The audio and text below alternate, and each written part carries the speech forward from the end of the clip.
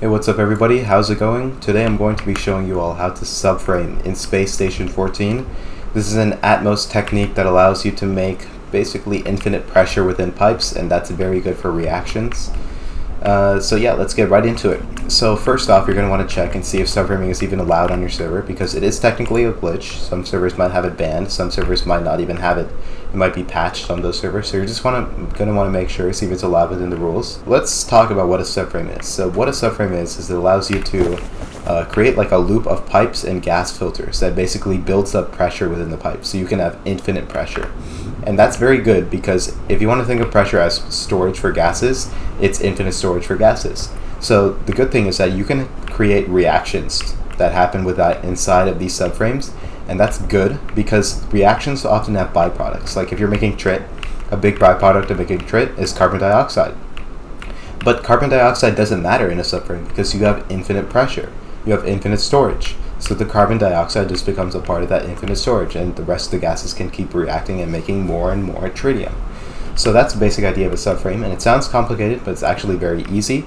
So we're going to start off, we're going to make a trit. We're going to go step by step and see how we can make trit with a subframe.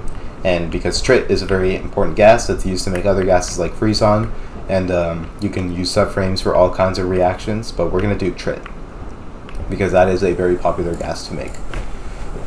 So trit requires oxygen and plasma. So here I've got a mixture of oxygen from this O2 miner and plasma from this plasma miner. So now this is going into a gas mixer, and it's very important, very important. You want to start off with only oxygen. So I'm going to set it to 100% oxygen, 0% plasma.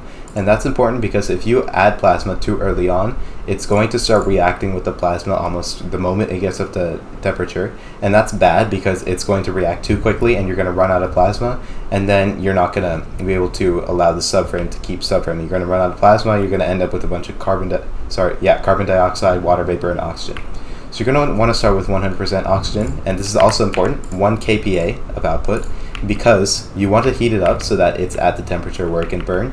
And if it's much easier to heat up 1 kPa than it is to heat up 100 kPa for the heater, because less gas will heat up quicker.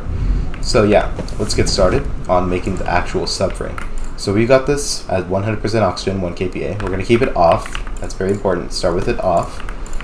And now we're going to build our subframe. Attention. So all you want to do is you want to make a little rectangle full of these corner pipes. There's many ways to build a subframe. This is just a way that I think is elegant and it looks nice. It looks nice and clean.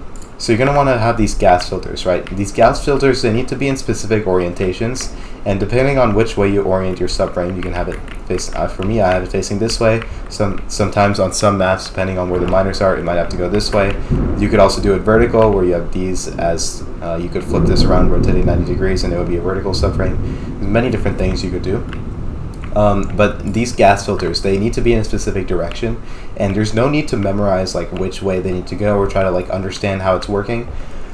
All you need to do, if it doesn't work, is just deconstruct this and deconstruct the mixer and then rebuild it, but flip the gas filters the other way. So if this doesn't end up working, we can deconstruct all of this, including the mixer, and we can flip the gas filters so that they're going this way, flip this one so that it's going this way, and that's important. You want to create a loop. So here we got a little loop going on. You don't want them facing the same direction, you just want them facing opposite directions. But if it doesn't work, you just flip the other way, and then it should work. You should usually get it working in 2 to 3 tries. Sometimes both orientations don't work, so then you gotta just keep trying, and eventually it will work, I promise you.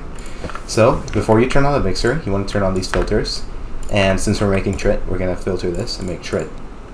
Set that to trit. And we're gonna want to select our gas analyzer here, and watch what happens when I turn on this mixer, if it works.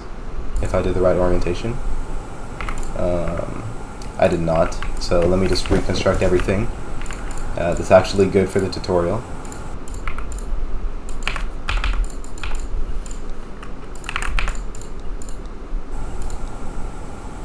Alright, there we go. I got it to work. I don't know what was going on before. It should have worked like that. I have no idea. I tried it like 5 different times. It did not work. But all I did is I just reoriented it, and I reoriented it the other way, and now it's working. So yeah, as you can see, the pressure, the way you know it works is that the pressure keeps building and building.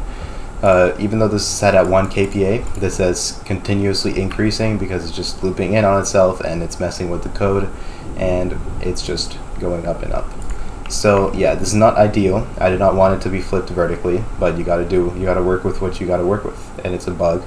This is not not necessarily an intended feature, so there are bugs sometimes. So you gotta see what you got working with. So now that it's subframing, we're gonna want to attach a heater because we want to heat it up to the burning temperature for trit. To anchor this, we use a gas analyzer. You can see that it is now heating up. It's heating up very fast, and that's why we only start off with 1 kPa, because it's going to heat up very fast now because there's less gas. It's going to heat up quicker, and it's already at the max temperature of the heater, which is amazing. So now we're going to set this to tritium. Okay, this is going to filter out tritium once it's eventually made. Now usually what I do is I wait until this reaches 800 kPa before I start adding some plasma, so that it can actually react and form trit.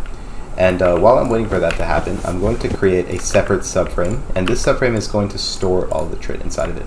So first, since this subframe is going to become incredibly hot, okay, so this is going to become incredibly hot, so we're going to want to cool it down a little bit before we store it. So what we can do for that is, instead of having to use freezers, we can just radiate it off into space. So I like to put a bunch of radiators on one tile.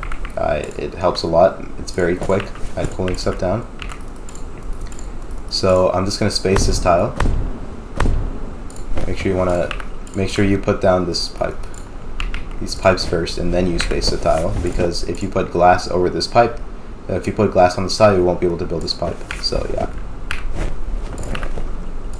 So grab your RCD, space the tile. Amazing, and now you can just put a window there. Perfect. So now we got a pipe going out. We're going to build a subframe here.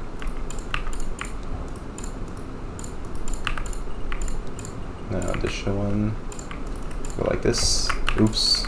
Put those into each other. You don't want to do that because you want to filter it out. Well, you can do it out. You can do it like that actually.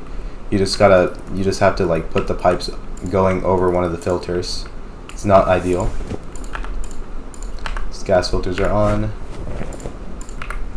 Yeah. Okay. So now this should be at 800 kPa. Yep, it is. So we're gonna start by adding 95 to 5. 95% oxygen, 5% plasma. This is a good ratio. It'll keep the reaction going, and we can up the pressure a little bit too. So we don't want to immediately set it up to max pressure because this is hot and this is room temperature. So when this gets let into this pipe, it's not going to work out because it's going to cool this down, and then the reaction isn't going to happen. So you want to raise the pressure slowly, very, very slowly. So I'm going to start with click on this. As you can see, this is filtering tritium, and there's a little bit of tritium showing up. There's no moles of tritium yet, not enough for it to show, but it is slowly going up. So we're gonna increase that by adding a little bit more of this. So I'm gonna start off with 15, pretty safe, conservative number. As you can see, that caused the temperature to drop pretty drastically, actually. But once the reaction starts, sustaining itself, it is going to once the reaction starts happening, the temperature is eventually going to stabilize and start going back up, as you can see. Then you can add in a little bit more over here. Increase the pressure, temperature is going down, so it's a balancing game. You want to make sure that temperature doesn't start going down. It's increasing once again, so I'm going to increase it a little bit more. And yeah, now you can see it's going back down. So you get the point. You got to keep slowly increasing the pressure on this. So now let's head over here. Let's check on this. So as you can see, we have tritium, and it's cold because it got spaced out. The heat got radiated out into space. We can set this pipe to max. That's fine. That doesn't matter that this inlet is 0, because that means it's pulling as much tritium as it can out of here, and it's putting it into the subframe.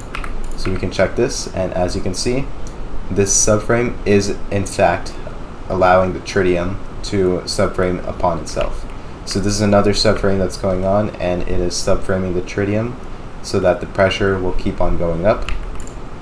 So it's going to keep going. This is where the tritium is going to build up inside of the subframe, and The subframe is where you can also do other reactions as well. So if you're trying to make freeze-on, you can add a nitrogen-oxygen mix to this, and then you will make freeze-on. So that's pretty good. And yeah, that's basically the essence of it. As you can see, we've got some trit going, and it's increasing pretty good, pretty fast. And this pipe, yeah, this pipe is pulling as much as it can. This has gotten pretty hot, so we can increase this by like a substantial amount. This is like 75. So we are making a lot of trit. You just can't see it because it's getting filtered out. So yeah, you can see how fast this is making the trit. It's quite fast. So this is very, very good, very efficient, and this will always keep producing trit. You can just leave this alone, and it will keep producing trit. It's going to be pretty fast, pretty quick. Abnormal activity It's pretty detected good. in the station's power net.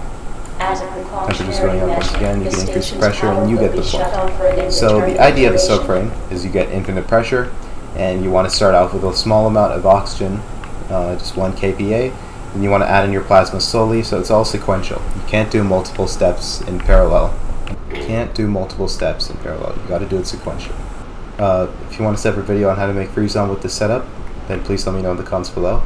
And yeah, have a good day.